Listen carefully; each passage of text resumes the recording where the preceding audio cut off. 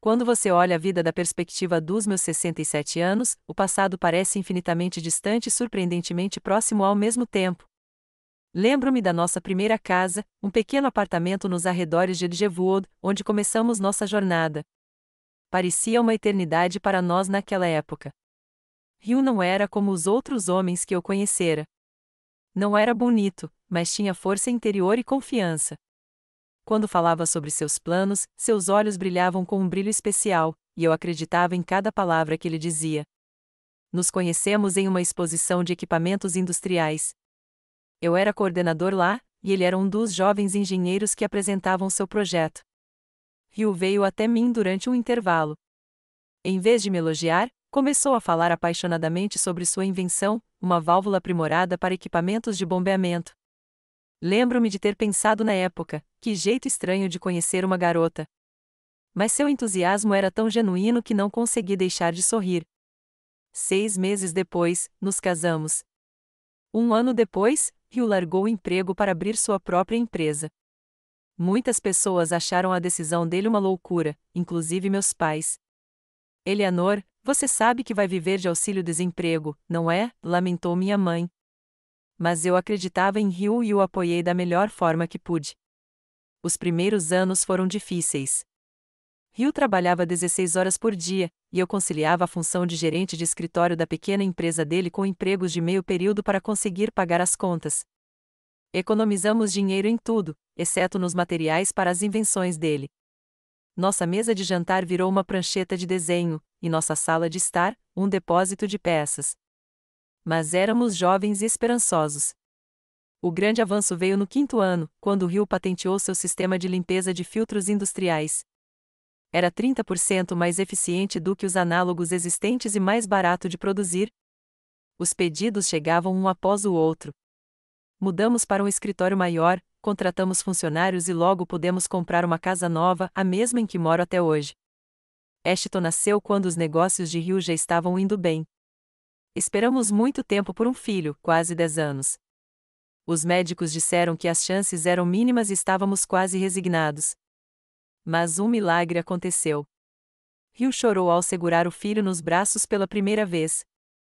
Agora tenho alguém para passar o trabalho da minha vida, disse ele, e havia tanto orgulho em sua voz que meu coração se apertou. Ashton era uma cópia exata do pai desde menino, o mesmo cabelo escuro, o mesmo queixo teimoso, a mesma ruga entre as sobrancelhas quando se concentrava em alguma coisa. Hugh amava o menino e o mimava imensamente. Tentei me opor, mas meu marido apenas disse: Eli, quero dar ao meu filho tudo o que me foi privado. Hugh foi privado de muitas coisas. Cresceu numa família de encanadores, onde cada centavo contava e o ensino superior era apenas um sonho. Hugh se formou em engenharia trabalhando como segurança à noite e tendo aulas durante o dia. Ele queria que Ashton tivesse uma vida diferente, despreocupada e cheia de oportunidades. Percebi sinais de deterioração quando Ashton fez 7 anos. De aniversário, ele ganhou uma bicicleta nossa, não a mais cara, mas uma linda. Em vez de alegria, meu filho fez beicinho. Por que não uma mountain bike como a do Percy Woodward? Hugh foi à loja no dia seguinte e comprou aquela mesma mountain bike. Tentei explicar ao meu marido que satisfazer todos os caprichos não seria bom para a criança. Mas Hugh apenas sorriu. Você é muito dura com o menino, Eli. Deixe-o aproveitar a vida. Com o passar dos anos, esse padrão só se fortaleceu. Brinquedos caros foram substituídos por gadgets caros, depois roupas caras e, finalmente, carros caros. No seu aniversário de 16 anos, Ashton ganhou um Mustang esportivo, embora eu tenha implorado a Hugh para começar com algo mais modesto e seguro. 3 meses depois, meu filho destruiu o carro, felizmente com apenas arranhões. Hugh comprou um novo para ele, ainda mais caro. Mas seria injusto dizer que Ashton cresceu como um egoísta mimado.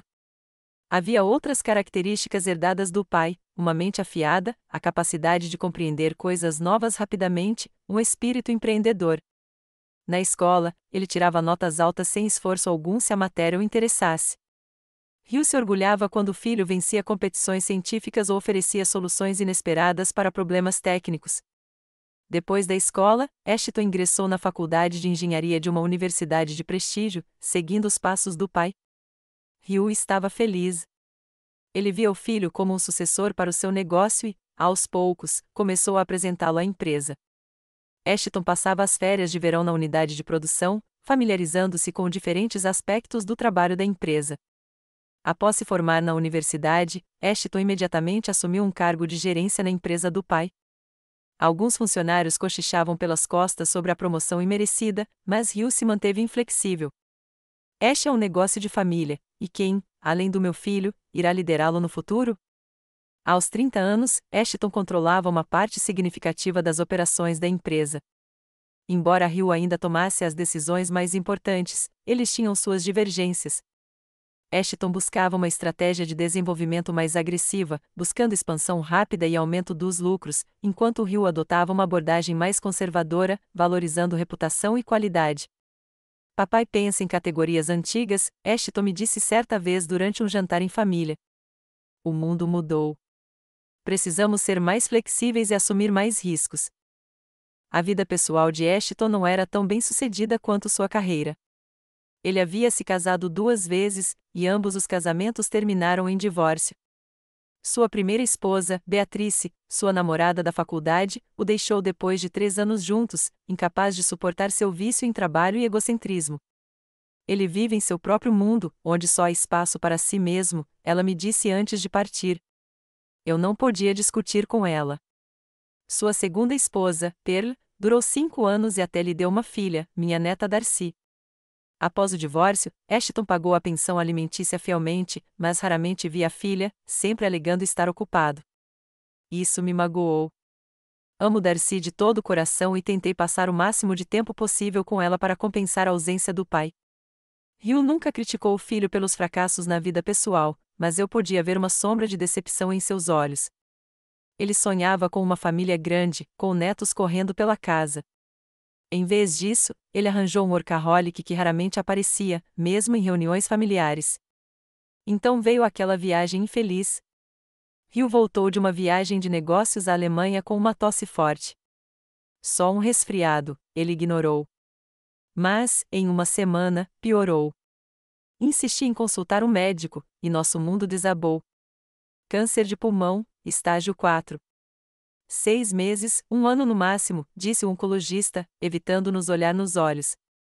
Hill recebeu a notícia com uma calma surpreendente. Bem, isso significa que devemos ter tempo para finalizar as coisas, disse-lhe enquanto voltávamos do consultório médico para casa.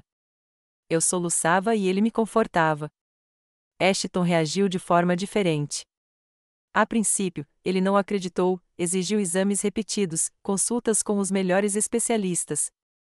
Depois, ficou com raiva dos médicos, do destino, do pai por negligenciar a doença. Finalmente, caiu em uma espécie de torpor profissional. Imerso no trabalho ainda mais do que antes, Ashton raramente visitava o pai, sempre citando assuntos urgentes da empresa. Os últimos meses de vida de Hill foram repletos de dor e medicação, mas ele tentou se manter firme. Conversávamos muito sobre o passado, sobre o futuro que não teríamos mais, sobre o nosso filho. Hill estava mais preocupado com Ashton do que consigo mesmo. Ele é talentoso, muito talentoso, mas lhe falta humanidade, disse meu marido certa noite, quando a dor havia diminuído um pouco após uma injeção de morfina. Eu o mimei demais. Você tinha razão. Agora tenho medo que ele faça alguma besteira sem mim. 1 mês antes de morrer, Hill ligou para seu advogado e teve uma longa conversa a sós com ele. Quando perguntei o motivo da visita, meu marido foi evasivo. Colocando as coisas em ordem, querida. Não quero deixar você e Ashton em apuros. Hill saiu silenciosamente, dormindo, segurando minha mão como se tivesse acabado de expirar e não inalado mais. 42 anos de casamento terminaram num instante, e eu fiquei sozinha em uma casa enorme, cheia de lembranças. O funeral estava lotado, Hill era respeitado nos círculos empresariais. Ashton permaneceu estoico, aceitando condolências e agradecendo às pessoas pelas palavras gentis sobre seu pai. Eu me senti perdida, como se uma parte de mim tivesse morrido com meu marido. Depois do funeral, meu filho ficou em casa por um tempo. Ficamos sentados na cozinha tomando chá, em silêncio. Então Ashton começou a falar sobre a empresa, contratos atuais, planos de expansão, novas linhas de produtos, nenhuma palavra sobre o pai, nenhuma palavra sobre a perda. Era como se ele estivesse com pressa de virar a página e seguir em frente. Ashton, interrompi-o, seu pai acabou de falecer. Talvez não seja a hora de discutir negócios. Ele me olhou surpreso, como se não entendesse o que eu queria dizer. A vida continua, mãe. Papai gostaria que a empresa prosperasse. Naquele momento, atribuí sua insensibilidade ao choque, às peculiaridades da percepção masculina do luto. Mas os dias seguintes mostraram que algo havia mudado na forma como meu filho e eu nos comunicávamos. Ashton costumava me ligar pelo menos uma vez por semana, mas agora suas ligações eram raras e curtas. Ele parou de aparecer para os almoços de domingo, sempre dando desculpas. Quando eu ligava, ele atendia irritado, como se eu o estivesse distraindo de algo importante. 2 semanas após o funeral, descobri que meu cartão de crédito, vinculado à conta do Rio, havia sido bloqueado. Quando liguei para o banco, fui informado de que a ordem de bloqueio havia sido enviada pelo novo titular da conta, Ashton Brooks. Liguei para o número do meu filho, mas ele não atendeu. Em vez disso, ele me mandou uma mensagem, ocupado em uma reunião. E aí? Meu cartão foi bloqueado. Não sei por quê, eu respondi sim. Suspendi temporariamente seu acesso à conta. Preciso resolver a herança e as finanças. Passo aí neste fim de semana e conversamos sobre isso. Mas Ashton não apareceu naquele fim de semana. Em vez disso, enviou seu assistente com um envelope contendo $5.000 em dinheiro e um bilhete curto, e isso é para despesas operacionais. Será resolvido em breve. Olhei para o dinheiro e não consegui acreditar que meu próprio filho estava me dando uma mesada, como se eu fosse uma parente distante em vez da mulher que o deu à luz, o criou e o sustentou todos esses anos. Pela primeira vez em muito tempo, senti não apenas tristeza pela perda do meu marido, mas também raiva. Raiva do meu filho, que parecia ter decidido que agora poderia dispor da minha vida como bem entendesse. Minha intuição me dizia que aquilo era apenas o começo dos problemas. O inverno deste ano tinha sido particularmente difícil, não tanto por causa do clima, embora houvesse mais neve do que o normal, mas por causa da solidão esmagadora que parecia preencher cada canto da casa que Ryu e eu dividíamos. 3 meses sem ele. 3 meses acordando com a cama vazia e cozinhando mecanicamente o café da manhã para 2 antes de perceber meu erro. A casa precisava de manutenção. A velha calha estava entupida. Havia um vazamento no porão. Uma das tábuas do piso da varanda estava podre e rangia perigosamente. Ryu costumava cuidar de tudo isso e, se algo fosse demais para ele, chamava um pedreiro. Agora, tudo estava nas minhas costas, e eu me sentia impotente. Liguei para o Ashton, esperando ajuda. Depois de um longo toque, ele finalmente atendeu, mas sua voz soava impaciente. Mãe, estou em uma reunião importante. O que houve? Desculpe, querida, mas estou com problemas na casa. A calha está entupida, tem água no porão.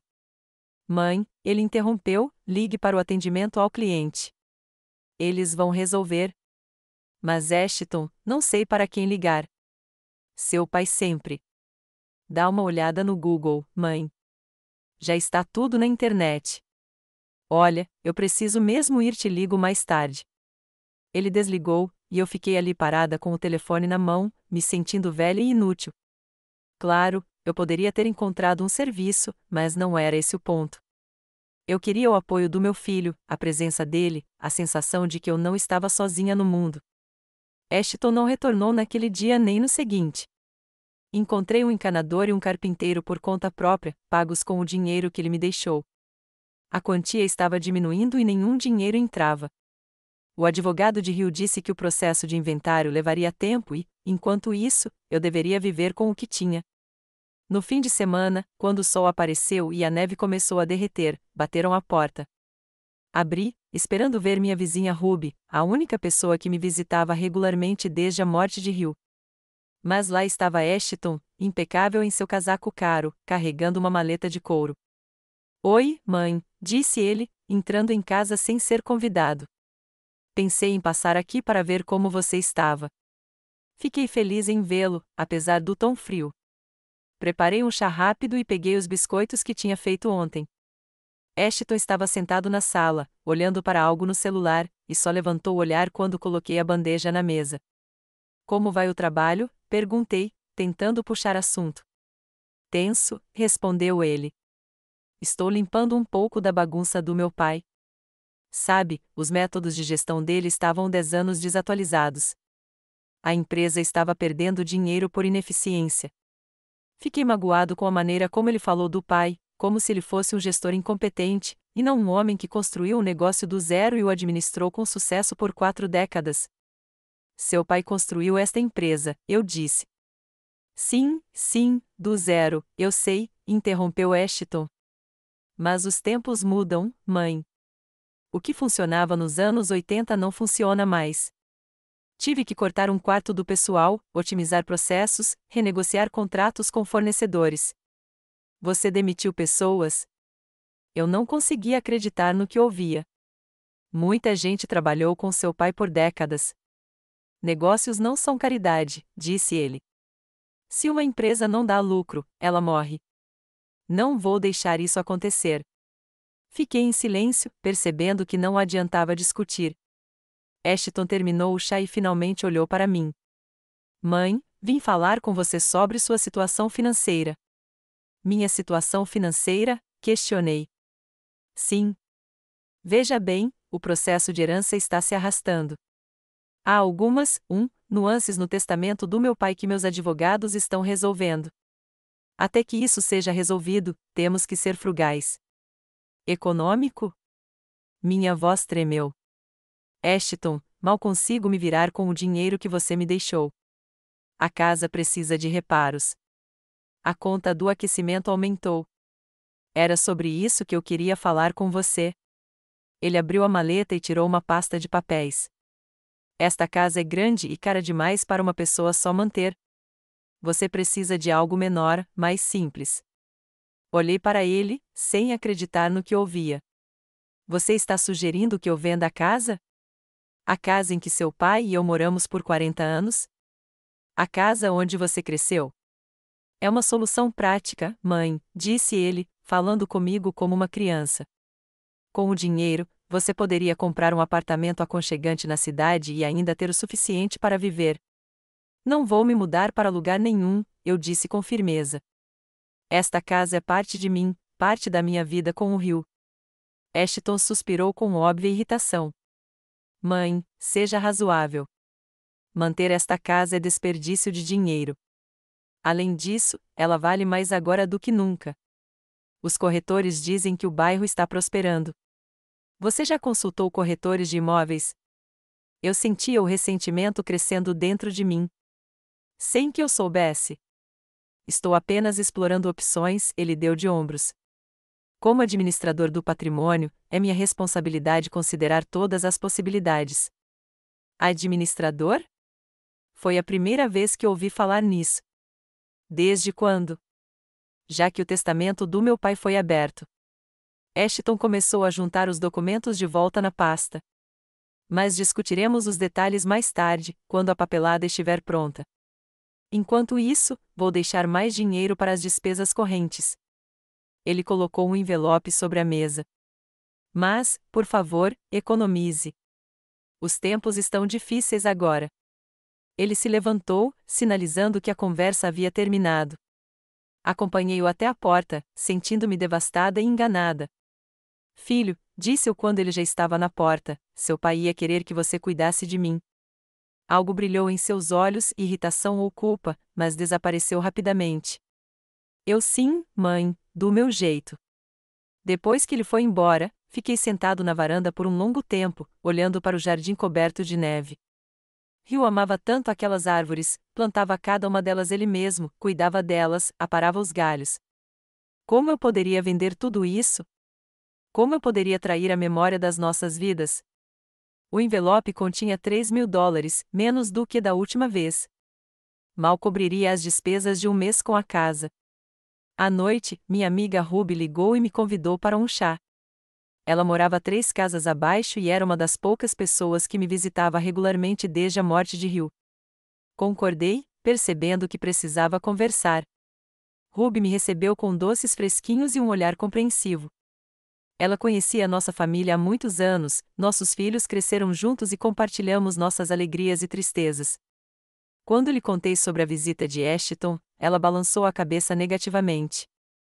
Eli, você deveria consultar um advogado independente. O comportamento do Ashton me parece suspeito. Você acha que ele está escondendo alguma coisa? Perguntei, sentindo minha ansiedade aumentar. Não sei, disse Ruby, honestamente. Mas, nessas questões, é melhor prevenir do que remediar. Hugh era um homem inteligente. Ele não poderia ter deixado você na miséria. No dia seguinte, liguei para Milo Ramon, velho amigo de Hugh e dono de um escritório de advocacia. Embora ele não estivesse mais atuando, pôde recomendar um bom especialista. Eleanor, que bom ouvir de você, disse-lhe com uma voz afetuosa e preocupada. Como vai? Não muito bem, Milo, admiti. Há alguns problemas com a herança do Hugh. Preciso consultar um bom advogado. Claro, disse-lhe imediatamente. Venha ao escritório amanhã. Vou pedir para Philippa Crane te encontrar. Ela é especialista em questões de herança. Na manhã seguinte, fui ao escritório de Milo. Philippa Crane era uma mulher pequena, de olhar astuto e modos determinados. Depois de ouvir minha história, ela franziu a testa. Senhora Brooks, tudo isso é muito estranho. Normalmente, uma viúva tem direito a pelo menos uma parte dos bens do marido, independentemente do conteúdo do testamento. A senhora viu o testamento? Não, balancei a cabeça. Ashton disse que os advogados dele ainda estavam trabalhando em alguns detalhes. Isso é ainda mais suspeito, Philippa bateu a caneta na mesa. O testamento deve ser aberto e lido logo após o falecimento. Já se passaram 3 meses. A senhora sabe quem era o advogado do seu marido? Julian Pierce, respondi. Ele trabalhou com Hugh por muitos anos. Entrarei em contato com ele, Philippa assentiu. Enquanto isso, não assine nenhum documento que seu filho possa lhe oferecer. Nenhum. Voltei para casa com a sensação de ter tomado a decisão certa. Pela primeira vez em muito tempo, senti que não estava sozinha na minha luta. Uma semana depois, Philippa me ligou. Senhora Brooks, tenho uma notícia interessante. Falei com Julian Pierce. Ele disse que o testamento do seu marido contém alguns termos incomuns, mas se recusou a entrar em detalhes por telefone. No entanto, ficou muito surpreso ao saber que a senhora havia sido mantida no escuro. Segundo ele, a leitura formal do testamento está marcada para o dia 15 do mês que vem, daqui a 3 semanas. Você deveria ter recebido uma notificação. Não recebi nada, respondi, confuso. Julia afirma ter enviado notificações para você e seu filho há 2 semanas. Philippa parecia desconfiada. Senhora Brooks, tem certeza de que seu filho não está interceptando sua correspondência? Essa pergunta me fez pensar. De fato, ultimamente, eu vinha recebendo menos correspondência do que o normal. A caixa de correio costumava estar vazia, mesmo quando as contas ou as revistas que eu assinava estavam vencidas. Não sei, respondi honestamente. Mas de agora em diante, vou verificar a correspondência todos os dias. Ótimo, disse Philippa. Eu disse a Julian que a representaria na leitura do testamento. Ele prometeu enviar uma nova notificação por carta registrada com aviso de recebimento. A carta chegou 2 dias depois. Assinei pessoalmente e abri um envelope com receio. Dentro, havia um convite formal para a leitura do testamento de Hugh Brooks, marcada para 15 de março no escritório de Julian Pierce. Não liguei para o Ashton, decidindo ver se ele mesmo me avisaria sobre o evento. Os dias se passaram e não recebi nenhuma ligação ou mensagem do meu filho. Comecei a suspeitar que ele estava realmente escondendo algo de mim. 10 dias antes da data marcada para a leitura do testamento, bateram novamente à porta. Desta vez, era uma mulher de meia-idade, de terno. Senhora Brooks? Perguntou ela. Meu nome é Deborah Keadin e sou da Prime Estate. Seu filho marcou uma hora para eu avaliar a casa. Senti o chão se esvaindo sob meus pés. Meu filho marcou uma consulta com você para avaliar minha casa? Sim, senhora, a mulher pareceu um pouco envergonhada. O Sr. Brooks disse que a senhora planejava vender e pediu uma avaliação preliminar para determinar o valor de mercado. Entre, eu disse, mal contendo a raiva. Acho que precisamos esclarecer uma coisa. Débora foi até a sala, pegou uma prancheta e começou a folhear suas anotações. Aqui, disse ela, mostrando-me a tela. Um pedido de Ashton Brooks para uma avaliação do imóvel neste endereço. Ele indicou que era o administrador do imóvel e estava planejando uma venda nos próximos meses. Na tela, havia de fato uma carta de Ashton, não apenas pedindo uma avaliação da casa, mas também informando a data prevista para a listagem para venda, 1º de abril, apenas 2 semanas após a leitura do testamento.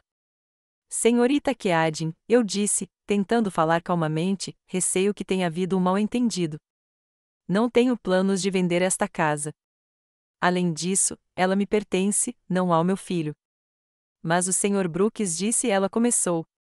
Meu filho não tem direito de ser dono desta casa, interrompi com firmeza. E ele não terá esse direito. Peço que cancele o pedido de avaliação. Débora pareceu confusa. Entendo. Desculpe incomodá-la, Sra. Brooks. Vou avisar o escritório que houve um engano. Depois que ela saiu, liguei imediatamente para Filipa e contei o que havia acontecido. Isso é fora de contexto, disse ela, indignada. Seu filho está agindo como se já tivesse herdado a propriedade e tivesse controle total sobre ela. Mas até que o testamento seja oficialmente lido e executado, ele não tem esses direitos. Entrarei em contato com o advogado dele e deixarei claro que qualquer ação para alienar a propriedade antes da decisão do tribunal será considerada ilegal. Agradeci a Filipa e, depois de terminar a conversa, sentei-me na cadeira do rio por um longo tempo, tentando entender o que estava acontecendo com meu filho. Como ele podia ter mudado tanto? Ou talvez ele sempre tivesse sido assim, e eu simplesmente não queria ver? Naquela noite, o telefone tocou. Era Ashton, e ele parecia irritado. Mãe, qual é o problema? Por que você se recusou a avaliar a casa? Porque não vou vendê-la, respondi. E estou me perguntando por que você achou que poderia se desfazer da minha casa sem o meu conhecimento. Tecnicamente, a casa não é sua, disse-lhe friamente. Era do meu pai, e agora faz parte da herança que estou administrando. Você não controla nada até a leitura do testamento, Ashton, eu disse, tentando manter a voz calma, mesmo fervendo por dentro. A propósito, por que você não me contou sobre a leitura? Houve uma pausa ao telefone. Então, você sabe, disse-lhe finalmente. Quem te contou? Não importa. O que importa é que você tentou esconder isso de mim. Por quê, Ashton? O que há no testamento do seu pai que eu não deveria saber? Não seja dramática, mãe, seu tom tornou-se condescendente. Eu só queria resolver as formalidades sem me emocionar. Você está vulnerável agora e não precisa de mais estresse. Obrigada pela preocupação, não escondi a ironia, mas sou perfeitamente capaz de controlar minhas emoções e estarei presente na leitura do testamento com meu advogado no dia 15 de março. Advogado? Havia surpresa em sua voz. Por que você precisa de um advogado? Para proteger meus interesses, Ashton. Obviamente, você tem os seus. Isso é um absurdo, ele me interrompeu. Estou agindo no melhor interesse da família, e se você contratar um advogado, isso só vai complicar e encarecer as coisas. Mesmo assim, é isso que vou fazer, eu disse com firmeza. E Ashton, não se atreva a fazer mais nada com esta casa. Ela não está à venda. Voltaremos a essa conversa, disse ele, com a voz firme, depois da leitura do testamento.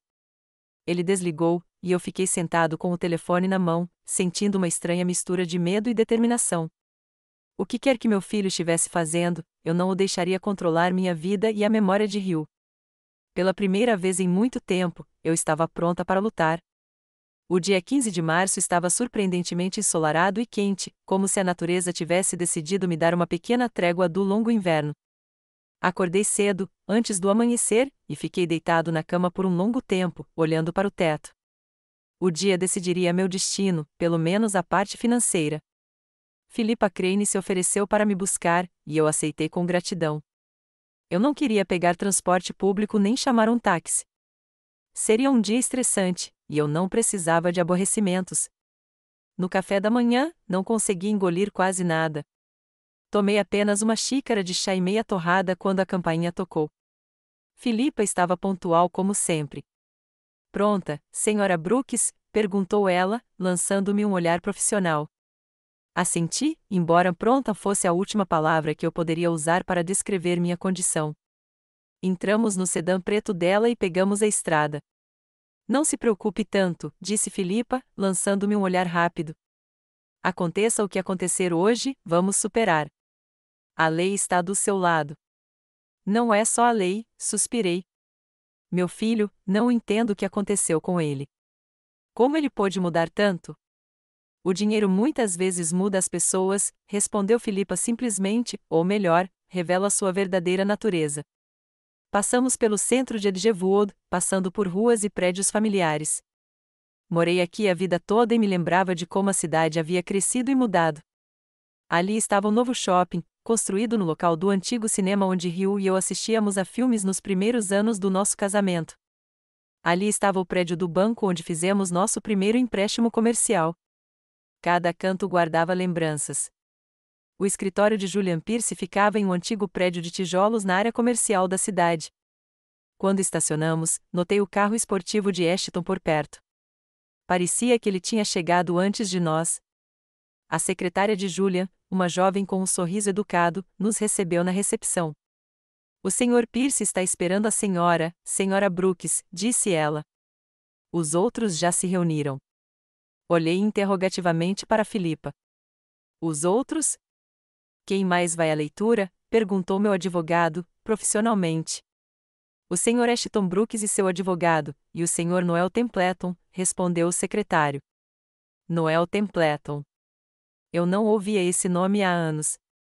Ele era o antigo sócio do Hugh.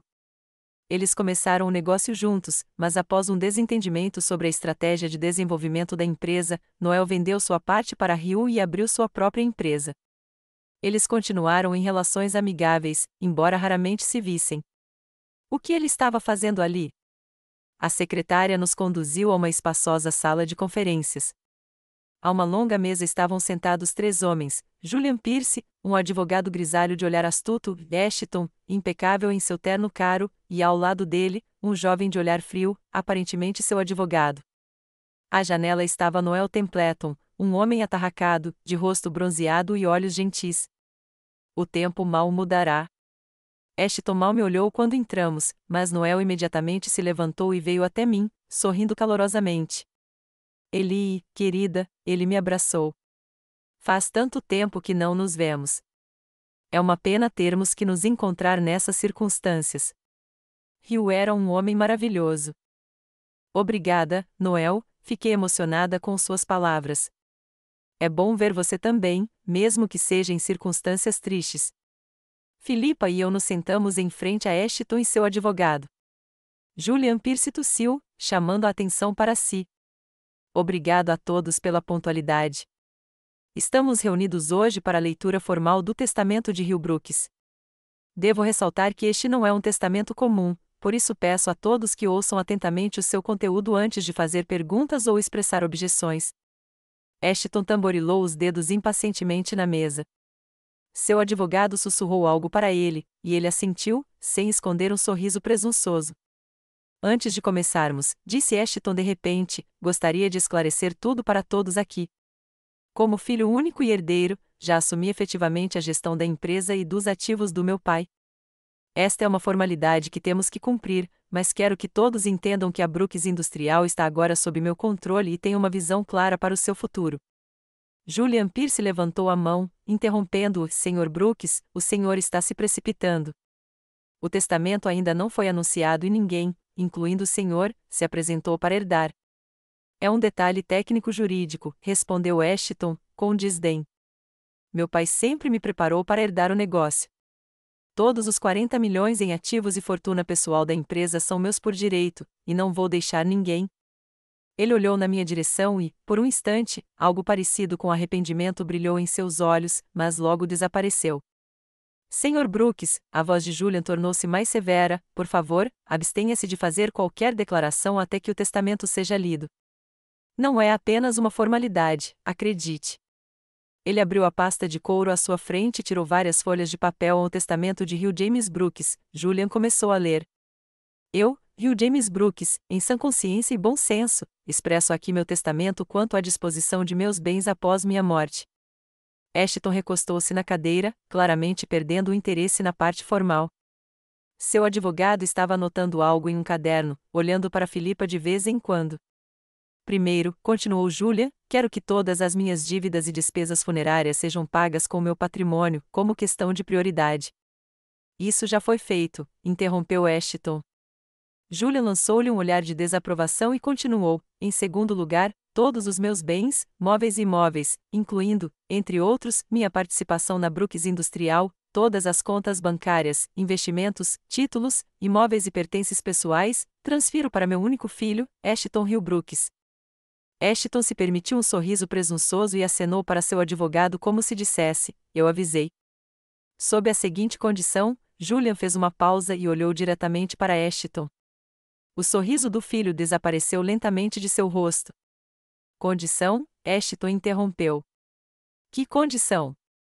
Permita-me continuar, Sr. Brooks, disse Julian calmamente e voltou a ler. Esta herança vai para o meu filho sob a condição de que ele cuide da minha amada esposa, Eleanor Brooks, proporcionando-lhe uma vida confortável em um nível não inferior ao a que ela estava acostumada durante a minha vida. Isso inclui, mas não se limita, manter o direito dela de residir em nossa casa de família na Rua Cliff 22, Edgewood, pelo resto da vida, provendo pensão alimentícia mensal de pelo menos $15.000, pagando todas as despesas médicas e fornecendo toda a assistência e apoio necessários. Escutei com a respiração suspensa. Hugh tinha cuidado de mim, como prometido. Mas por que Ashton estava escondendo esses termos de mim?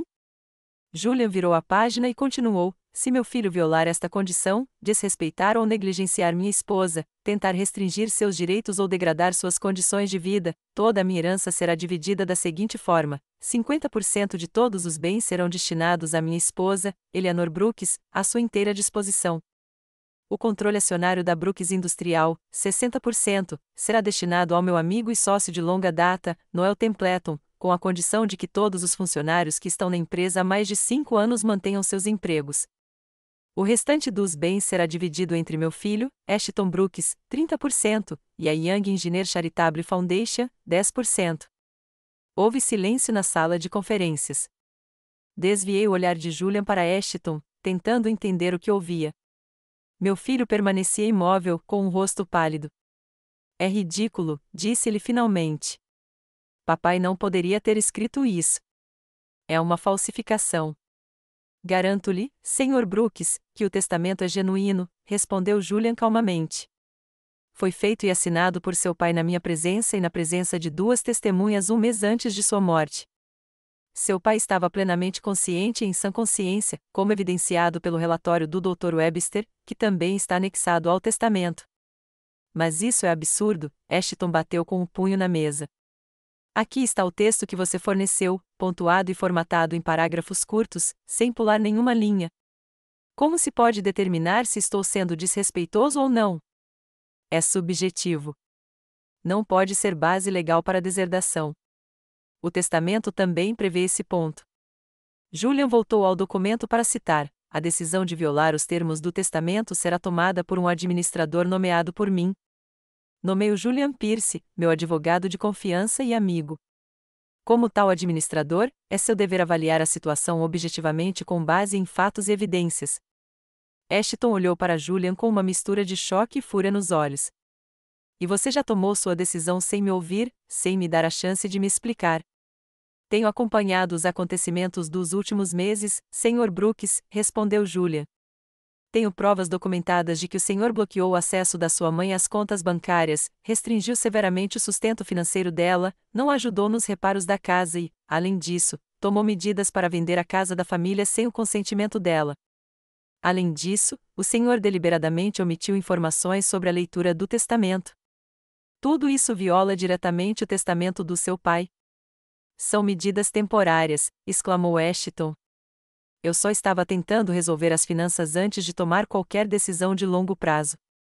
Bloquear as contas da sua mãe e tentar vender a casa que ela tem sobre a cabeça dificilmente podem ser chamadas de medidas temporárias, objetou Julia.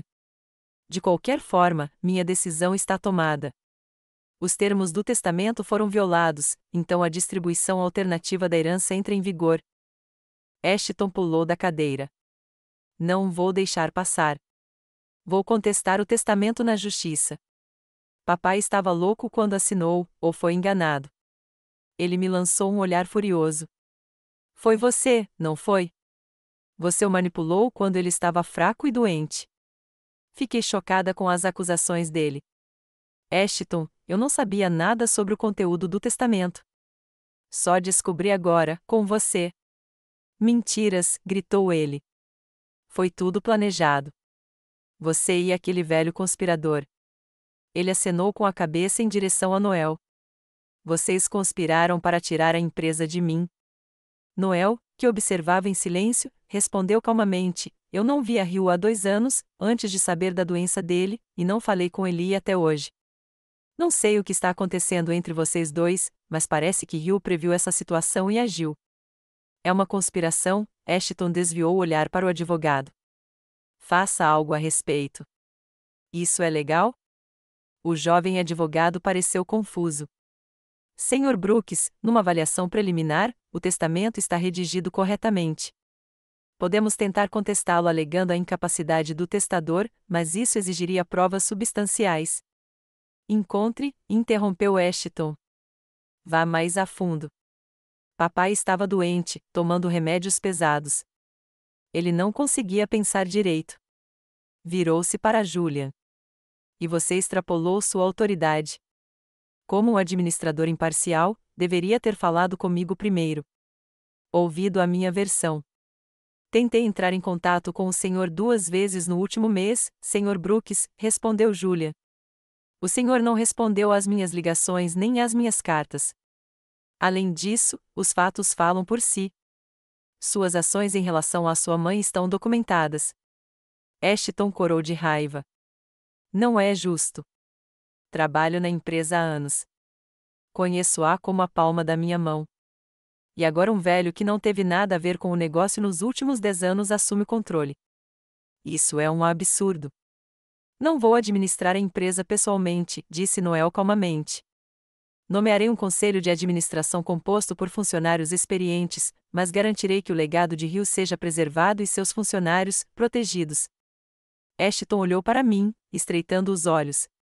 E você, mãe, está feliz? Conseguiu o que queria? Metade da fortuna do seu pai sem nenhum esforço da sua parte. Fiquei profundamente magoada com suas palavras. Ashton, eu nunca quis que as coisas tivessem acabado assim. Eu só queria respeito e carinho do meu próprio filho. Se você tivesse me tratado como um ser humano, toda a herança teria sido sua. Não me dê sermão, ele retrucou. Você sempre esteve ao lado do seu pai, sempre o apoiando, mesmo quando ele estava errado. E agora, por causa do caixão, ele continua controlando a minha vida. Filipa pôs a mão no meu ombro em sinal de apoio. Respirei fundo, tentando manter a calma. Seu pai te amava, Ashton. Ele só queria que você se tornasse um homem decente quando crescesse. Decente na sua mente, gritou o filho. Sempre de acordo com suas regras, até mesmo sua herança com condições e reservas. Bem, ainda não acabou. Eu lutarei. Vou provar que este testamento é inválido. Seu advogado se inclinou em sua direção, sussurrando algo em seu ouvido, mas Ashton dispensou com um gesto. Não, eu não vou descansar. Isso é uma conspiração. Estão todos conspirando contra mim. Ele apontou o dedo para Julia. Você vai se arrepender dessa decisão. Vou processá-lo não só por contestar o testamento, mas também pessoalmente por abuso de poder e parcialidade. Então ele olhou para Noel. E você nem vai chegar à porta da empresa. Meus advogados vão conseguir uma ordem de restrição contra qualquer mudança na gestão até que o tribunal decida. Finalmente, ele olhou para mim, e em seus olhos eu vi não um filho, mas um estranho, um homem furioso. E eu ainda não terminei com você, mãe. Você me traiu. Você poderia ter impedido tudo, mas escolheu o dinheiro. Agora não espere nada de mim. Nenhuma ajuda, nenhum apoio, nem mesmo o respeito básico. Você não existe mais para mim. Com essas palavras, ele saiu furioso da sala de conferências, batendo a porta com tanta força que o vidro tremeu. Seu advogado, pedindo desculpas, correu atrás dele. Um silêncio pesado pairava na sala. Fiquei ali, atordoado com o que acontecerá, incapaz de acreditar que meu próprio filho tinha acabado de me renegar. Sinto muito pelo que aconteceu, Elaner, disse Julian baixinho. Hugh esperava que isso não acontecesse, que os termos do testamento fizessem Ashton pensar e mudar de comportamento. Ele não nos deixou escolha, acrescentou Noel, aproximando-se de mim. Mas não se preocupe, podemos lidar com as ameaças dele. Eu cuidarei da empresa, como Hugh prometeu. Philippa apertou minha mão. Senhora Brooks, o Ashton está furioso agora e está dizendo coisas das quais pode se arrepender depois. Dê um tempo para ele se acalmar. Enquanto isso, precisamos nos preparar para um possível julgamento. Embora eu deva dizer que as chances dele contestar o testamento são mínimas. Assenti, incapaz de dizer uma palavra. Meu coração se partia de dor e decepção. Eu havia conquistado segurança financeira, mas perdi meu filho. Valeu a pena? Julian reuniu os documentos e entregou a Noel e a mim uma cópia do testamento. Nos próximos dias, prepararemos a papelada necessária para a transferência dos bens. Enquanto isso, Eleanor, restaurarei imediatamente seu acesso às suas contas bancárias e garantirei que sua mesada seja paga conforme as instruções do testamento. Obrigada, respondi calmamente, aceitando os papéis. Saímos do prédio em um dia ensolarado de primavera. O carro de Ashton não estava mais no estacionamento. Olhei para o estacionamento vazio e senti um vazio crescendo em minha alma. Eu ainda tinha o dinheiro e a casa, mas parecia ter perdido minha família para sempre. A semana seguinte, a leitura do testamento passou em um estranho estado de torpor. Eu vagava pela casa vazia, executando mecanicamente as tarefas cotidianas, mas meus pensamentos voltavam sempre para aquele dia terrível e para as últimas palavras de Ashton: "Você não existe mais para mim." Como meu filho, que eu carregava no coração, criei e amei incondicionalmente, pôde proferir tais palavras. Julian cumpriu sua promessa. No dia seguinte à leitura do testamento, recebi uma ligação do banco informando que meu acesso às minhas contas havia sido restaurado. Uma nova conta foi aberta em meu nome e uma quantia impressionante foi depositada, a primeira parcela da minha herança. Olhei para os números no extrato bancário e não conseguia acreditar que aquele dinheiro agora era meu. Em 40 anos de casamento, eu nunca havia lidado com tanto dinheiro sozinha. Não tive notícias de Ashton. Tentei ligar para ele várias vezes, mas ele não atendeu. Cheguei a dirigir até a casa dele, uma mansão luxuosa no bairro nobre de Edgewood, mas o concierge me disse que o Sr. Brooks havia instruído a não me deixar entrar. No 10º dia após a leitura do testamento, recebi uma ligação de Philippa Crane. Senhora Brooks, precisamos nos encontrar. Seu filho entrou com uma ação judicial para contestar o testamento. Eu já esperava por isso, mas mesmo assim senti uma dor no coração. Com base em quê? Perguntei. Ele alega que seu marido estava incapacitado na época em que fez o testamento devido à doença e drogas potentes. Há também indícios no processo de que o falecido estava sob pressão. Ele implicitamente culpa você e Noel Templeton. Isso não é verdade, exclamei. Hugh estava são de espírito até os últimos dias, e eu nem sabia do conteúdo do testamento. Eu acredito na senhora Brooks, Philippa me tranquilizou. E o tribunal provavelmente também acreditará. Temos um laudo médico para comprovar que seu marido era legalmente competente na época em que fez o testamento, mas precisamos nos preparar para uma longa batalha judicial. No dia seguinte, na loja, fui abordado por Mona Peterson, esposa de um dos funcionários mais antigos de Hugh. Eleanor, que bom ver você. Ela me abraçou. Como você está, querida? Estou tentando, Mona. Dei um sorriso fraco. Como está o Warren? Como estão as coisas na empresa? O rosto de Mona se fechou. Não é fácil, Eli.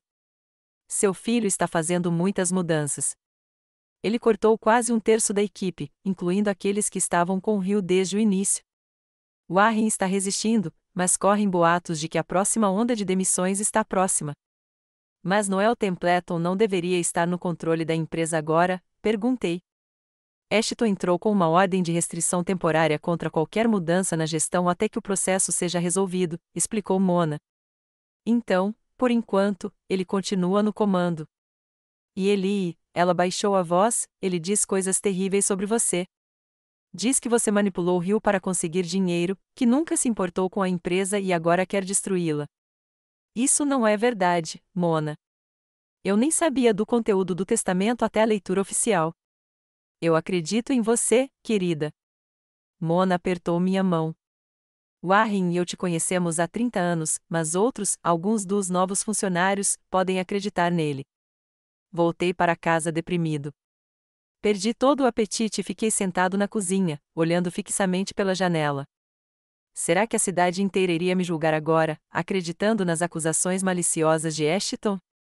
Philippa me recebeu em seu escritório com seu jeito profissional de sempre, mas eu podia ver a preocupação em seus olhos. O que houve? Perguntei. Alguma novidade? Sim, e não são boas notícias. Ashton contratou um dos escritórios de advocacia mais agressivos do estado, o Barclay, Howard & Associates. Eles são conhecidos por sua tática de não tanto ganhar casos na justiça, mas sim desgastar seus oponentes a ponto de eles concordarem com acordos desfavoráveis. O que isso significa para nós? Significa que teremos uma luta longa e suja, suspirou Philippa. Eles usarão qualquer método, desde atrasar o processo até tentar manchar sua reputação. Ouvi dizer que já começaram. Assenti, lembrando-me da minha conversa com Mona. Mas temos uma vantagem, continuou Philippa. O testamento é impecável. Há um laudo médico sobre a incapacidade do seu marido e há evidências claras de que Ashton violou os termos do testamento. Só precisamos resistir à pressão e não vacilar. Estou pronta para lutar, eu disse com firmeza. Não se trata de dinheiro, Philippa. Trata-se de justiça e da memória de Rio. Ele queria que seu legado fosse preservado, não vendido aos poucos para obter lucro rápido. Os dias seguintes foram um turbilhão de aconselhamento jurídico, documentos e depoimentos. Philippa estava certa. Os advogados de Ashton usaram todas as brechas para atrasar o processo. Exigiram cada vez mais documentos, contestaram todas as nossas declarações e entraram com petições uma após a outra. Mas a parte mais difícil não foram as batalhas jurídicas, e sim a opressão emocional, os boatos que Ashton espalhava pela cidade. Em várias ocasiões, ao sair de casa, recebi olhares dos meus vizinhos. Uma vez no supermercado, o caixa, sempre simpático, mal me cumprimentou. E quando eu ia ao meu café favorito, onde Rio e eu costumávamos tomar café da manhã nos fins de semana, o dono ostensivamente me colocava em uma mesa no canto mais distante, embora o lugar estivesse quase vazio. Um dia desses, a caminho de casa depois de uma reunião com Philippa, notei um carro familiar em frente à minha casa. Noel Templeton estava me esperando, sentado nos degraus da varanda. Oi, Eli, ele se levantou ao me ver. Espero que não se importe com a minha visita inesperada. Claro que não. Fiquei feliz em ver um rosto amigável. Entre. Eu ia fazer um chá. Instalamo-nos na cozinha, o lugar mais aconchegante da casa, na opinião de Rio. Noel parecia preocupado. Como você está? Perguntou ele, pegando uma xícara de chá. Já estive melhor, respondi honestamente. Ashton, ele faz de tudo para me difamar, e muita gente parece acreditar nele. As pessoas adoram fofoca, suspirou Noel. Mas quem realmente te conhece jamais acreditaria em tal absurdo. E como estão as coisas com a empresa? Ouvi dizer que Ashton assumiu o controle temporariamente. E ele está usando isso ao máximo, Noel franziu a testa. Demissões em massa, renegociações de contratos em favor de parceiros duvidosos, venda de alguns ativos. É como se ele quisesse tirar tudo da empresa enquanto ainda está no controle. Mas por quê? Esta é a herança dele, o futuro dele. Por que destruir o que o pai dele construiu? Acho que ele está se preparando para o pior, disse Noel, pensativo. Se perder o julgamento, ele quer maximizar seus lucros. E se ganhar, sempre poderá culpar as decisões imprudentes da gestão anterior pelos problemas da empresa. Isso é terrível. Balancei a cabeça. Rio não toleraria isso. É por isso que estou aqui, Eli, Noel se endireitou. Não posso ficar sentado assistindo à vida profissional de Hill ser arruinada. Meus advogados estão trabalhando para revogar a liminar, mas vai levar tempo. Enquanto isso, estou reunindo informações sobre as ações de Ashton, provas documentais de que ele está intencionalmente prejudicando a empresa. E como posso ajudar? Preciso de testemunhas, respondeu Noel. Pessoas que possam confirmar que Hill estava em sã consciência quando fez o testamento e que você não o pressionou. E também pessoas que possam me contar sobre o comportamento de Ashton após a morte do pai. Fiquei pensando. De fato, muitos dos velhos amigos de Hill me ligaram para dar condolências após sua morte. Alguns até passaram por lá. Eles podiam atestar que Hill manteve a lucidez até os últimos dias. Vou falar com eles, concordei. E outra coisa, tenho gravações das conversas com o Ashton. Depois que ele bloqueou meus cartões, comecei a gravar nossas conversas telefônicas, só por precaução. Ele admitiu que restringiu temporariamente meu acesso a dinheiro e vai otimizar minhas despesas domésticas. Os olhos de Noel brilharam. Isso é muito valioso, Eli. É uma prova direta de que ele violou os termos do testamento. Conversamos por mais 1 hora, compilando uma lista de possíveis testemunhas e discutindo estratégias. Pela primeira vez em muito tempo, senti que não estava sozinho nessa luta. No dia seguinte, comecei a ligar para velhos amigos e conhecidos. Muitos expressaram apoio e disposição para ajudar, embora alguns evitassem uma resposta direta por medo de interferir em um conflito familiar. Mas mesmo algumas testemunhas foram suficientes para confirmar que Hill estava em seu perfeito juízo, e ninguém o pressionou. No entanto, menos de 1 semana depois, começaram a surgir ligações estranhas. Primeiro, Ruby relatou que um jovem que se apresentou como assistente de Ashton tinha vindo vê-la. Ele insinuou que, se ela prestasse o depoimento correto, poderia esperar uma recompensa generosa. Ruby recusou e me ligou imediatamente. Então, Carson Webb, ex-CFO recém-aposentado da empresa de Hill, ligou. Disse que o pessoal de Ashton também o havia visitado, mas com uma oferta diferente. Se ele apoiasse a teoria de incapacidade de Hill, teria garantido um cargo de consultoria com um salário muito atraente. Eu os mandei para o inferno, Eli, disse Carson. Hill não era só meu chefe. Ele era meu amigo. Não vou manchar a memória dele por dinheiro.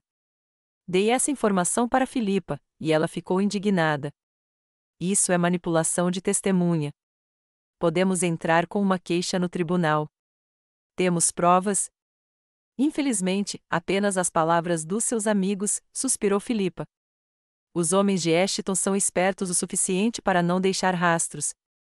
No mesmo dia, Noel me ligou com a notícia. Eli, descobrimos algo interessante. Acontece que Ashton está negociando a venda dos principais ativos da empresa para um conglomerado chamado Global Industries. Ele está planejando se livrar de toda a empresa.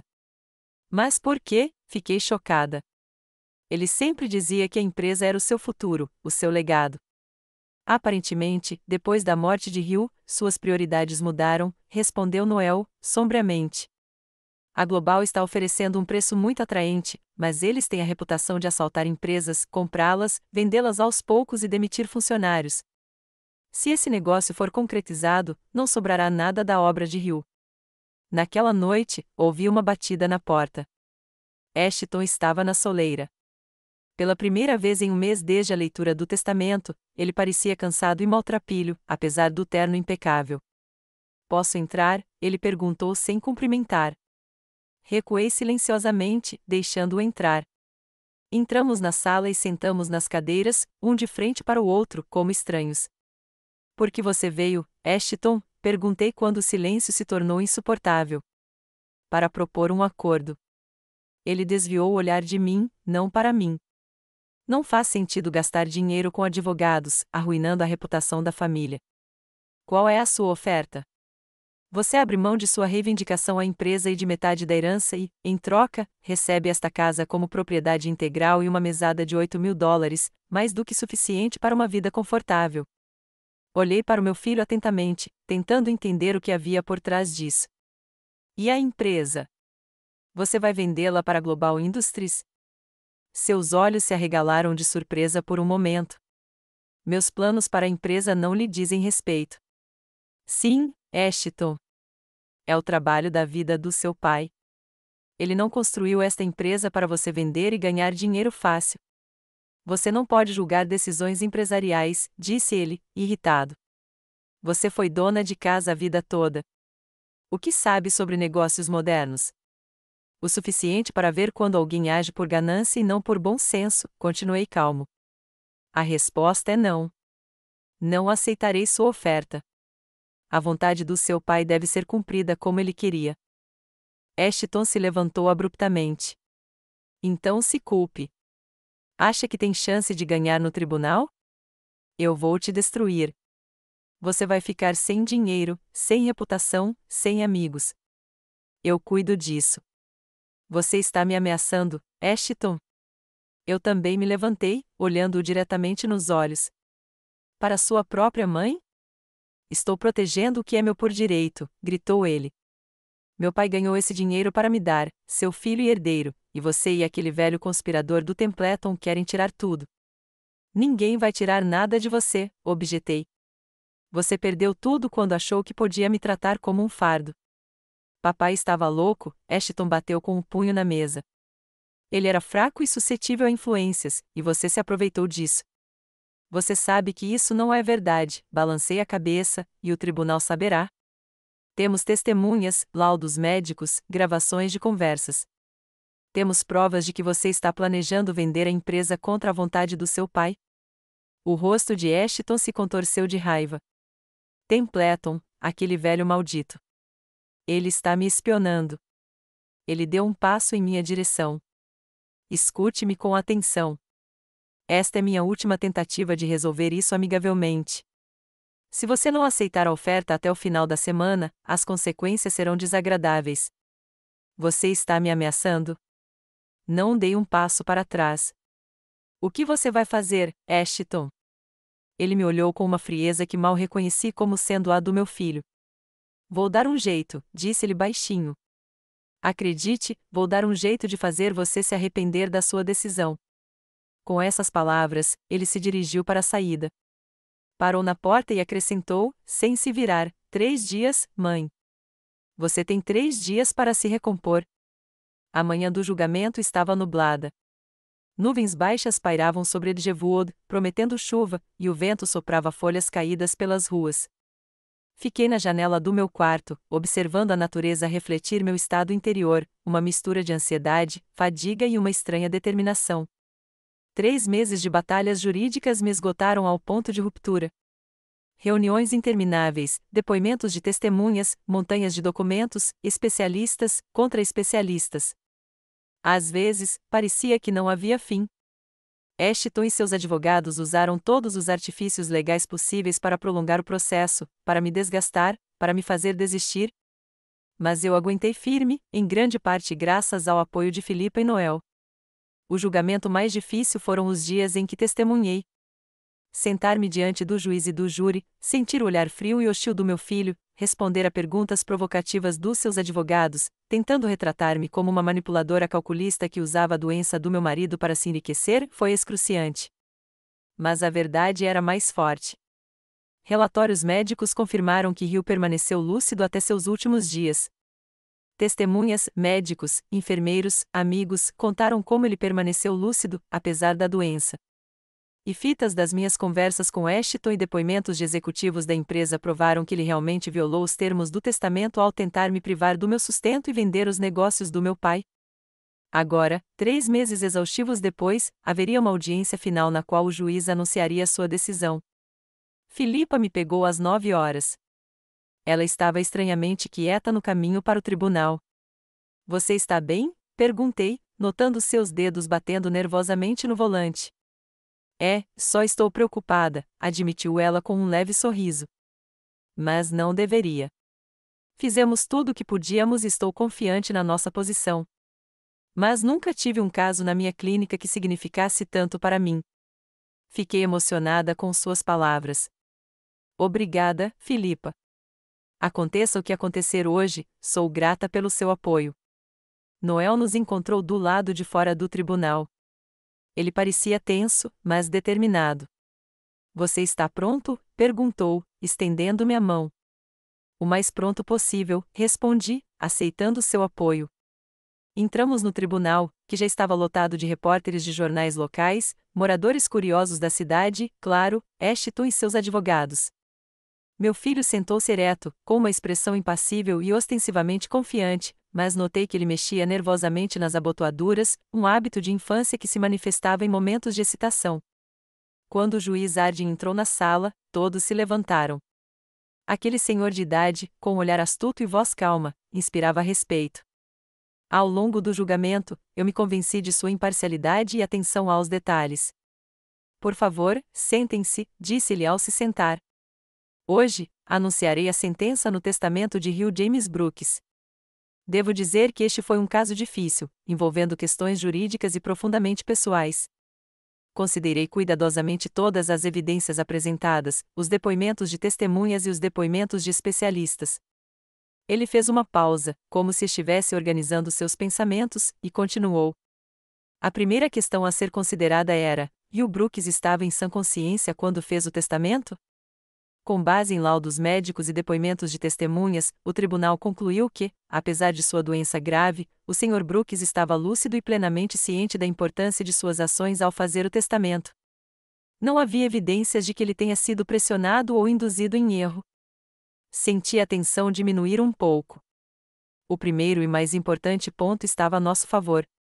O segundo ponto era: os termos do testamento teriam sido violados pelo herdeiro, Ashton Brooks?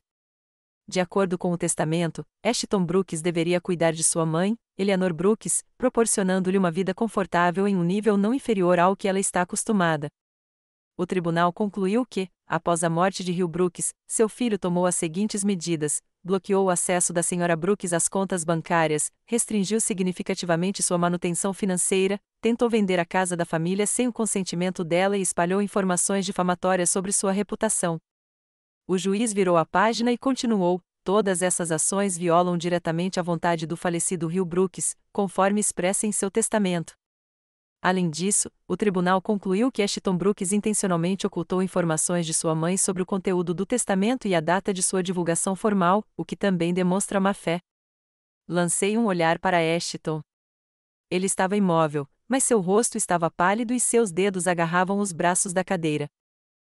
Em vista do exposto, a voz do juiz tornou-se ainda mais formal. O tribunal considera que o testamento de Hugh James Brooks é válido em todos os aspectos. Os termos do testamento são declarados violados por Ashton Brooks. Como consequência, entra em vigor uma distribuição alternativa de herança: 50% de todos os ativos vão para Eleanor Brooks. O controle acionário da Brooks Industrial vai para Noel Templeton. 30% dos ativos restantes permanecem com Ashton Brooks. 10% vão para uma fundação de caridade que apoia jovens engenheiros. O salão murmurou. Philippa apertou minha mão e Noel exalou baixinho, aliviado. Tínhamos vencido. A justiça fora feita. Além disso, continuou o juiz, sobrepondo-se ao murmúrio de vozes, o tribunal ordena que Ashton Brooks pague os honorários advocatícios do autor. O tribunal também rejeita a reconvenção de Ashton Brooks de invalidação do testamento de seu pai por ser infundada. A sentença entra em vigor imediatamente. Ele bateu o martelo, e o salão se encheu de vozes novamente.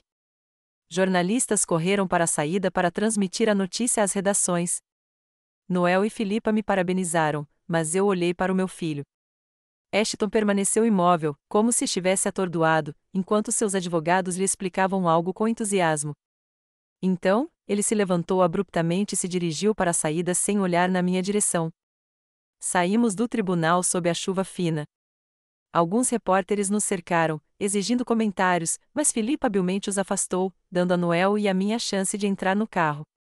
Nós vencemos, Eli. Noel apertou minha mão. Hugh ficaria orgulhoso de você. Sim, respondi baixinho. Mas a que custo? Perdi meu filho. Você não o perdeu hoje, disse Noel suavemente. Você o perdeu quando ele decidiu que dinheiro era mais importante que família. Essa é a escolha dele, não sua. Naquela noite, Philippa ligou com a notícia de que a proibição temporária de mudanças na gestão havia sido suspensa e Noel poderia assumir oficialmente como acionista controlador. Ela também me informou que minhas contas bancárias haviam sido totalmente desbloqueadas e que eu agora tinha acesso a todos os bens que me eram devidos pelo testamento. A senhora é uma mulher muito rica agora, senhora Brooks, disse Philippa. 20 milhões de dólares é uma quantia considerável. Posso recomendar um bom consultor financeiro para ajudá-la a administrar esses fundos. Agradeci e prometi pensar no assunto. Depois de desligar, sentei-me na cadeira do rio por um longo tempo, tentando compreender o que tinha acontecido. 20 milhões de dólares, uma quantia que parecia irreal, um dinheiro que me dava uma liberdade e uma independência com as quais eu jamais havia sonhado. Os dias seguintes transcorreram em um turbilhão de atividades.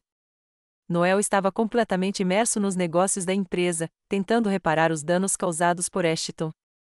Felizmente, o acordo com a Global Industries ainda não havia sido finalizado e, por isso, foi interrompido. Alguns dos funcionários demitidos foram recontratados, mas não todos. Muitos já haviam encontrado novos empregos ou deixado a cidade. Eu não tinha notícias de Ashton há quase 2 semanas. Tentei ligar para ele várias vezes, mas o telefone dele estava desligado. Segundo Ruby, ele saiu da cidade logo após o julgamento sem avisar ninguém para onde estava indo.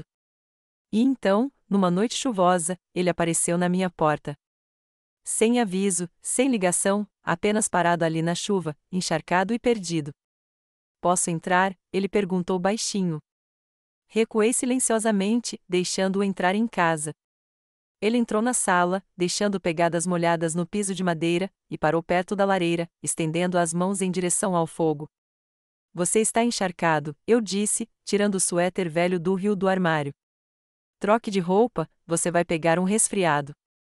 Ashton pegou o suéter, mas não se trocou. Apenas o segurou nas mãos, olhando para o fogo. Eu perdi, disse-lhe por fim. Perdi tudo. Minha empresa, meu dinheiro, minha reputação. Você ainda tem 30% da sua herança, lembrei-o, é muito dinheiro, Ashton. Você poderia começar algo novo. Não é pelo dinheiro, ele balançou a cabeça. É por eu ter decepcionado meu pai. Ele queria que eu continuasse com o negócio dele. E eu estraguei tudo. Havia tanto remorso genuíno em sua voz que, por um momento, acreditei em sua mudança de ideia. Meu coração estremeceu. Talvez nem tudo estivesse perdido. Talvez aquela situação o tivesse feito reavaliar seus valores. Ashton, aproximei-me, todos cometemos erros. É importante reconhecê-los e corrigi-los. Sim, mãe. Ele olhou para mim, com lágrimas brilhando nos olhos. Quero consertar as coisas. Tenho sido um filho terrível. Causei tanta dor a você. Por favor, me perdoe. Ele se ajoelhou e me abraçou. Que gesto, que demonstração de remorso. E, no entanto, algo dentro de mim estava cauteloso. Seria teatral demais, insincero demais? Levante-se, Ashton, eu disse. Vamos conversar como adultos. Ele se levantou, enxugou os olhos e sentou-se na cadeira. Eu me sentei em frente a ele, observando-o atentamente. Tenho pensado muito ultimamente, começou ele, sobre o que fiz, sobre a maneira como me comportei com você desde que meu pai morreu. É imperdoável, eu sei, mas quero tentar consertar as coisas. Como? Perguntei-lhe sem rodeios. Acho que a gente podia recomeçar. Ele fez um gesto vago com a mão. Esquecer o passado. Tentar reconstruir o nosso relacionamento. Quem sabe até, trabalhar juntos. Trabalhar juntos? Perguntei, sem entender. Sim. Ele tinha aquele brilho familiar nos olhos. Veja bem, eu ainda tenho uma participação na empresa, embora não seja controladora, e você tem muito dinheiro. Juntos, poderíamos comprar a parte da Templeton na empresa, trazer a empresa de volta para a família, como meu pai queria. E foi aí que percebi. Não era remorso ou reconciliação. Era mais uma tentativa de manipulação, mais um plano para retomar o controle do dinheiro e da empresa. Ashton, eu disse lentamente, você realmente espera que eu acredite no seu renascimento repentino depois de tudo o que você fez? Mãe, eu sinceramente.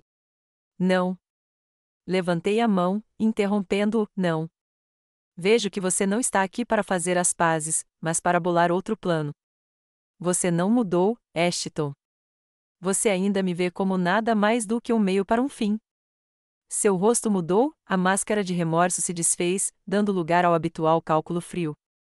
Você sempre foi muito perspicaz, disse ele, recostando-se na cadeira. Mas pense bem. Não é uma proposta vantajosa para todos?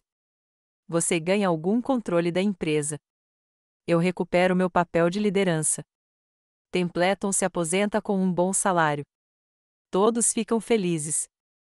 Exceto pelos funcionários que vocês vão começar a demitir novamente, indiquei, exceto pelos sócios cujos contratos vocês vão rescindir, exceto pela reputação da empresa, que vocês estão dispostos a sacrificar por um lucro rápido. São negócios, mãe, ele deu de ombros. Não é nada pessoal. Sempre foi algo pessoal para o seu pai, retruquei. A empresa não era apenas uma fonte de renda. Era o trabalho da vida dele, o legado dele. Ele não a construiu para você destruir por ganância. Ashton se levantou abruptamente. Então, você vai desistir? Sim, Ashton. Eu me recuso, eu disse com firmeza. E acho melhor você ir. Você vai se arrepender. Sua voz ficou fria. Você poderia ter recuperado seu filho, mas escolheu dinheiro. Quem é calculista e ganancioso agora? Não vou escolher entre meu filho e dinheiro, eu disse calmamente. Eu escolho entre a verdade e a mentira, entre a honestidade e a manipulação, e não vou deixar você me manipular mais, Ashton. Ele me olhou com uma raiva indisfarçável. Tudo bem. Aproveite sua riqueza e sua solidão, mãe. Você nunca mais me verá. Com essas palavras, ele jogou o suéter de rio no sofá e saiu, batendo a porta com tanta força que o vidro tremeu. Fiquei sentado na sala, olhando para o fogo na lareira. Estranhamente, não senti dor nem decepção, apenas alívio e liberdade. Era como se as pesadas correntes que me prendiam há anos finalmente tivessem caído. Acordei na manhã seguinte com uma sensação incomum de leveza. Pela primeira vez em muito tempo, não estava pensando no julgamento, em Ashton ou no dinheiro. Apenas aproveitava o silêncio da casa, o aroma do café fresco, a luz do sol entrando pelas janelas. Depois do café da manhã, liguei para Noel e contei sobre a visita de Ashton. Ele nunca desiste, suspirou Noel. Mas não se preocupe, Eli. Não vou vender a minha parte para ele por dinheiro nenhum. A empresa está em boas mãos. Eu sei, sorri. E confio em você, Noel. Rio fez bem em escolher você. Depois da conversa, fiquei sentado no escritório do Rio por um longo tempo, olhando fotos e cartas antigas. Tantas lembranças, tantos anos que passamos juntos. Sempre vivi para os outros, primeiro para o meu marido, depois para o meu filho. Sempre me adaptei, cedi, coloquei os interesses deles acima dos meus. E agora, aos 67 anos, pela primeira vez, eu estava verdadeiramente livre, livre para tomar minhas próprias decisões, livre para seguir meu próprio caminho, livre para viver por mim mesma. Era assustador e emocionante ao mesmo tempo. À noite, peguei uma caixa velha guardada no sótão, meus sonhos, como eu os chamava. Lá, coloquei recortes de revistas, folhetos, anotações sobre lugares que eu queria visitar, coisas que eu queria fazer. Rio sempre achou esses desejos uma bênção, um desperdício de tempo e dinheiro. Por que você quer Veneza ou Paris? Ele costumava dizer. O que você não viu lá? Quando eu terminar um contrato importante, iremos para Miami. Lá também é lindo. Nunca fomos à Europa. Sempre havia coisas mais importantes para fazer, contratos mais urgentes, maneiras mais práticas de gastar o dinheiro. Espalhei recortes antigos sobre a mesa, canais de Veneza, a Torre Eiffel, ilhas gregas, jardins japoneses. Tantos lugares que sonhei em conhecer. Tantas experiências das quais me privei. Hora de consertar isso, pensei, pegando um novo caderno. Na primeira página, escrevi meu plano para minha nova vida. O primeiro item foi uma viagem à Itália. Sempre sonhei em conhecer Veneza, caminhar pelas ruas estreitas de Florença, visitar os museus de Roma. O segundo foi um curso de fotografia. Sempre adorei fotografia, mas nunca levei esse hobby a sério. O terceiro era melhorar o jardim atrás da casa.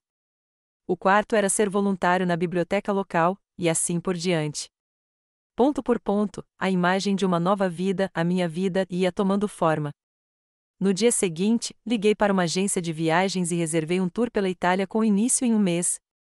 Depois, me inscrevi em um curso de fotografia, que começaria na semana seguinte. E à noite, encontrei-me com Ruby e contei-lhe sobre meus planos. Estou tão feliz por você, Eli, disse ela com sinceridade. Você merece essa liberdade, essa felicidade. Sabe, eu disse, pensativa, levei 67 anos para perceber uma verdade simples. A vida nos é dada uma vez, e pertence somente a nós, não aos nossos maridos, não aos nossos filhos, não à sociedade, mas a nós mesmas. E temos o direito de vivê-la como bem entendermos. Antes tarde do que nunca, Ruby sorriu, erguendo sua taça de vinho. Para sua nova vida, Eli. A minha nova vida, repeti, sentindo o calor da confiança e da expectativa dentro de mim. Eu não havia perdoado Ashton e provavelmente nunca o faria. A ferida causada por sua traição era profunda demais para cicatrizar completamente. Mas deixei de lado a raiva e o ressentimento, deixei de lado o passado. Ansiava apenas por um futuro que, pela primeira vez em anos, pertencia somente a mim.